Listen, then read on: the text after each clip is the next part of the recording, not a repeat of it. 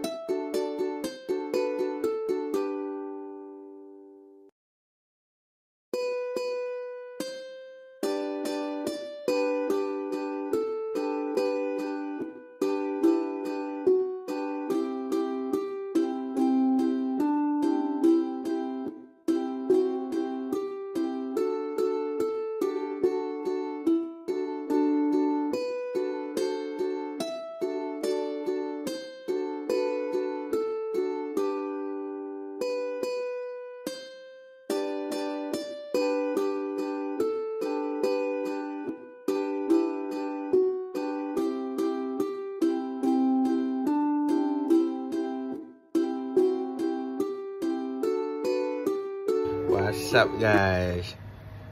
Tadi korang dah tengok kan aku cuci throttle body kereta. Throttle body kereta Saga FLX.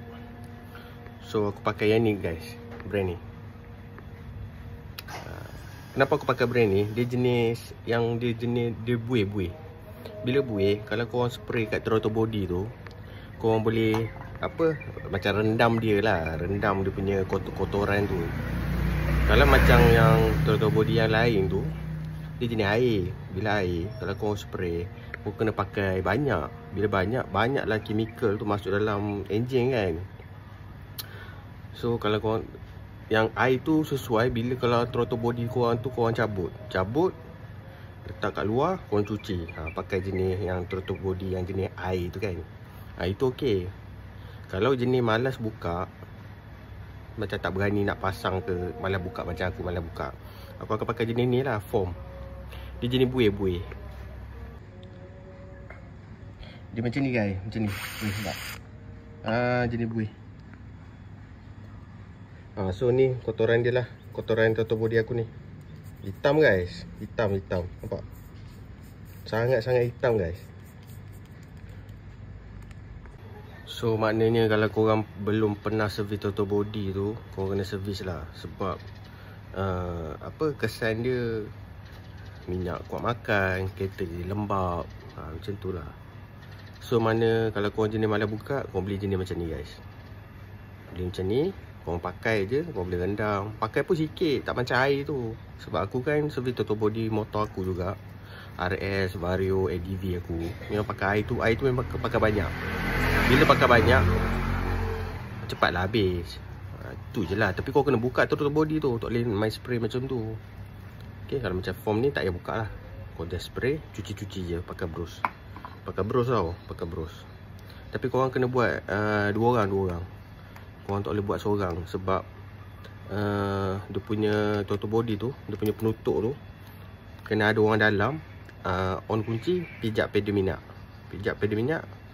Nanti dia punya penutup tu buka, nanti korang spray lah. Spray, gosok atas bawah. Kena buat kerja 2 orang. Seorang tak boleh buat kerja. Tapi kalau korang buka, seorang je lah boleh buat kerja. Kalau tak buka, kena 2 orang buat kerja. So, cara-cara servis total body, yang malas macam aku, tak payah buka dan pakailah jenis ni, jenis buih foam. Okey, itu saja. Jumpa di next video. Assalamualaikum.